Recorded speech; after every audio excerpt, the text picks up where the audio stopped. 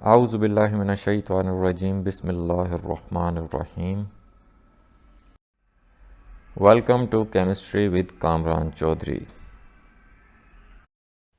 अगर आप इस चैनल पर नए हैं तो इस चैनल को सब्सक्राइब ज़रूर कर दीजिएगा, साथ बेल आइकन को लाजमी प्रेस कर दीजिएगा ताकि आपको आने वाली हर नई वीडियो का नोटिफिकेशन मिलता रहे।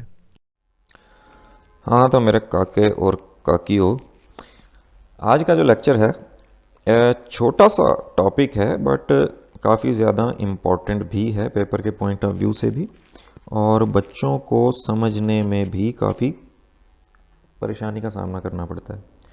टॉपिक क्या है? टॉपिक है कॉमन आइन इफ़ेक्ट।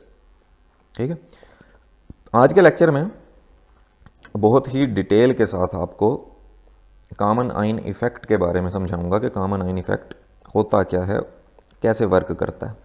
ठीक है, लेक्चर आपने पूरा देखना है, स्किप नहीं करना। बहुत लंबा लेक्चर नहीं होगा, लेक्चर छोटा सा ही होगा, लेकिन एक एक चीज़ क्लियर हो जाएगी आपको। ठीक है,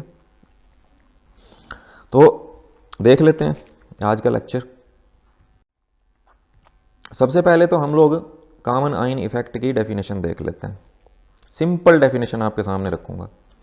the common ion effect is an effect that suppresses the ionisation of an electrolyte when another electrolyte which contains an ion which is also present in the first electrolyte, for example common ion, is added। अच्छा, ये definition मैं भी देख के English ते पढ़ लीए, मैनू पता है तुहानू कख भी समझ नहीं आई। ठीक है, अब देखो समझा देता हूँ, फिर हम एग्जाम्पल पे जाएंगे। एग्जाम्पल के बाद दोबारा से आपको मैं डेफिनेशन क्लियर करवा दूंगा। ठीक है, अब ज़रा थोड़ी थोड़ी करके समझते हैं डेफिनेशन को। कॉमन आइन इफेक्ट क्या होता है? ये एक ऐसा इफेक्ट होता है that suppresses the ionisation of an electrolyte. कोई भी एक इलेक्ट्रोलाइट है, उसकी आयोनाइजेशन को रोक देता है। ठीक है, मतलब कोई भी इलेक्ट्रोलाइट क्या होता है बेसिकली, एक्वस फॉर्म में या मोल्टन फॉर्म में कोई भी ऐसा सब्सटेंस जो कि आयोनाइज हो जाता है, आइंस में ब्रेक डाउन हो जाता है और उसमें से इलेक्ट्रिसिटी पास हो जाती है, उसको इलेक्ट्रोलाइट बोलते हैं। कोई भी सब्सटेंस है आपके पास एज एन इलेक्ट्रोलाइट, उसकी आयोनाइजेशन को सप्रेस करना। सप्रेस का मतलब होता है रोकना। ठीक है, कोई इलेक्ट्रोलाइट है, वो आइंस में टूट रहा था, लेकिन अचानक से आपने एक और सब्सटेंस, एक और इलेक्ट्रोलाइट कुछ ऐसा डाल दिया जिसकी वजह से पहले वाले इलेक्ट्रोलाइट की आयोनाइजेशन क्या हो गई, रुक गई। ठीक है, मतलब उसकी जो डीकम्पोजिशन थी, उसकी जो ब्रेकिंग थी इनटू आयंस, वो बंद हो गई। ठीक है, कब? व्हेन अनदर इलेक्ट्रोलाइट, जब एक और इलेक्ट्रोलाइट आपने ऐड किया। Which contain an ion which is also present in the first electrolyte. जो सेकेंड इलेक्ट्रोलाइट आपने ऐड किया ना फर्स्ट इलेक्ट्रोलाइट की आयोनाइजेशन को रोकने के लिए, तो उस सेकंड इलेक्ट्रोलाइट में एक आयन ऐसा प्रेजेंट होना चाहिए जो कि फर्स्ट इलेक्ट्रोलाइट में भी प्रेजेंट हो। ठीक हो गया, उसी आयन को बेसिकली हम कॉमन आयन बोलते हैं। ठीक है, दोबारा देख लो कि एक इलेक्ट्रोलाइट था जो कि ब्रेक डाउन हो रहा था इनटू आयंस। आपने एक और इलेक्ट्रोलाइट ऐड किया जिसकी वजह से पहले वाले इलेक्ट्रोलाइट की आयोनाइजेशन रुक गई। ठीक है, सो इस प्रोसेस को बेसिकली क्या बोलते हैं, कॉमन आइन इफेक्ट बोलते हैं। पहले इलेक्ट्रोलाइट और दूसरे इलेक्ट्रोलाइट में एक आइन कॉमन होगा। ठीक है, अब ये समझाता हूं एग्जाम्पल देकर कि कैसे कॉमन होगा और कैसे दूसरा इलेक्ट्रोलाइट के डालने से पहले वाले इलेक्ट्रोलाइट की आयोनाइजेशन सप्रेस हो जाती है, रुक जाती है। ठीक है, उससे पहले आपको मैं एक चीज़ क्लियर करवा दूं। कोई भी रिवर्सिबल रिएक्शन होता है when the concentration of the products increases on the product side, it will shift the equilibrium towards right। अब ली शैट्रल्स प्रिंसिपल के अकॉर्डिंग, अगर तो रिएक्टेंट्स आपके बना रहे हैं प्रोडक्ट्स, ठीक है, और प्रोडक्ट्स बना रहे हैं रिएक्टेंट्स, तो ऐसे रिएक्शन को हम रिवर्सिबल रिएक्शन बोलते हैं। अब देखना, जब प्रोडक्ट्स ज्यादा बन जाते हैं तो प्रोडक्ट्स क्या बनाना स्टार्ट कर देते हैं, दोबारा से रिएक्टेंट्स बनाना स्टार्ट कर देते हैं टू अटेन द इक्विलिब्रियम, ठीक है, ताकि इक्विलिब्रियम मेंटेन रहे, इक्विलिब्रियम अटेन रहे। सो यहाँ पे ये चीज़ आपने माइंड में रखनी है, ठीक है। रिएक्टेंट्स ज़्यादा होते हैं वो प्रोडक्ट्स बनाते हैं, इक्विलिब्रियम शिफ्ट हो जाता है टूवर्ड्स राइट। प्रोडक्ट्स ज़्यादा होते हैं तो वो रिएक्टेंट्स बनाते हैं, इक्विलिब्रियम शिफ्ट हो जाता है टूवर्ड्स लेफ्ट, ठीक है। ये चीज़ आपको पता होनी चाहिए। अब एग्जाम्पल देख लेते हैं ज़रा कॉमन आयन इफेक्ट की, जिसमें हम लोग देख रहे हैं dissociation of hydrofluoric acid HF।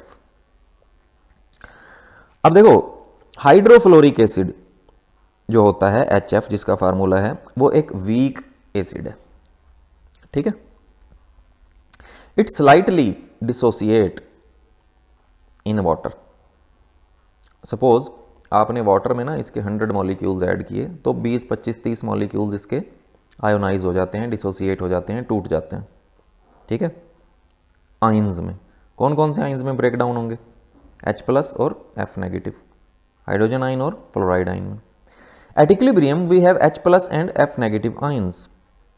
कुछ इस तरह से HF था ना, वाटर के अंदर ऐड किया, ये ब्रेक डाउन हो गया into H+ and F negative, ठीक है। ये चीज क्लियर होनी चाहिए। HF हाइड्रोफ्लोरिक एसिड एक वीक एसिड है जो कि वाटर में कंप्लीटली डिसोसिएट नहीं होता, स्लाइटली डिसोसिएट होता है, मतलब कुछ मॉलिक्यूल्स इसके डिसोसिएट होते हैं। कैसे डिसोसिएट हो रहे हैं? HF जो है वो ब्रेक डाउन हो रहा है into H+ and F negative, ठीक है। ये एक इलेक्ट्रोलाइट ले लिया आपने, इसको पहले वाला इलेक्ट्रोलाइट तसव्वुर कर लो, ठीक है।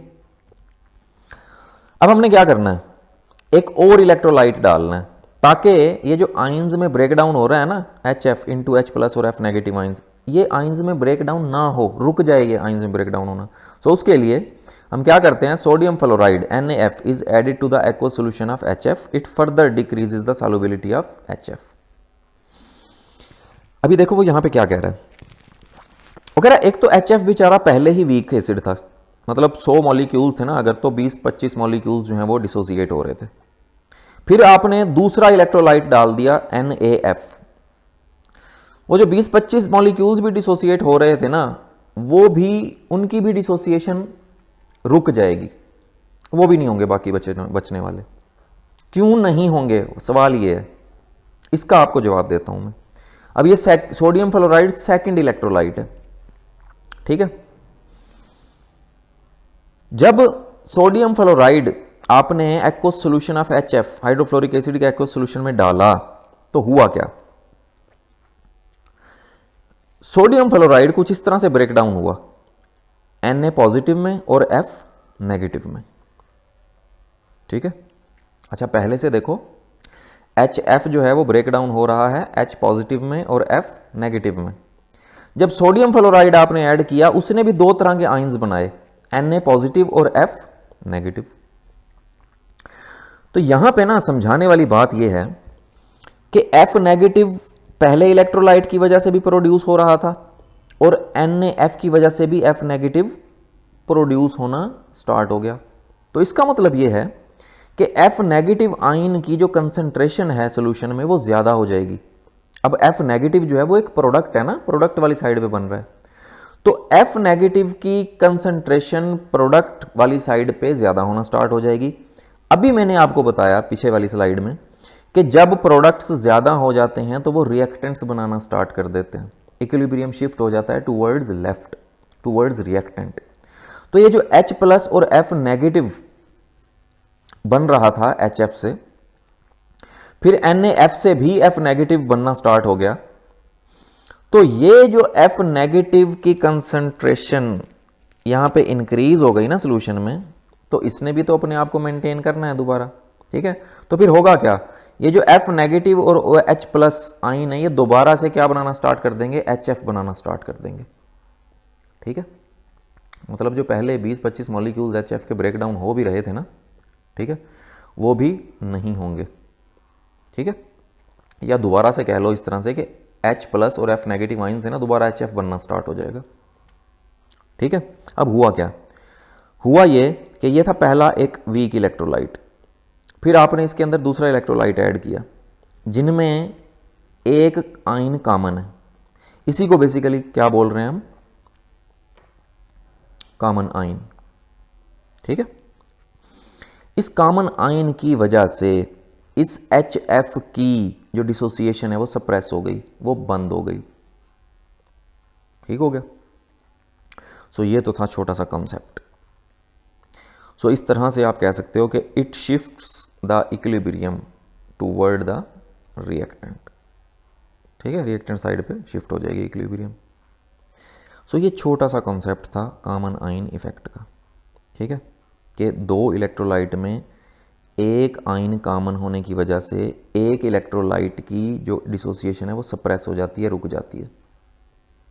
ठीक है, सो लेक्चर क्लियर हो गया होगा बहुत अच्छे से। फिर भी जो कोई थोड़ा क्वेश्चन है थले कमेंट सेक्शन में पूछ लेना।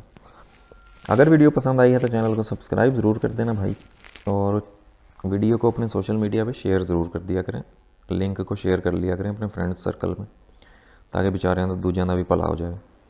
Thank you so much for watching this video.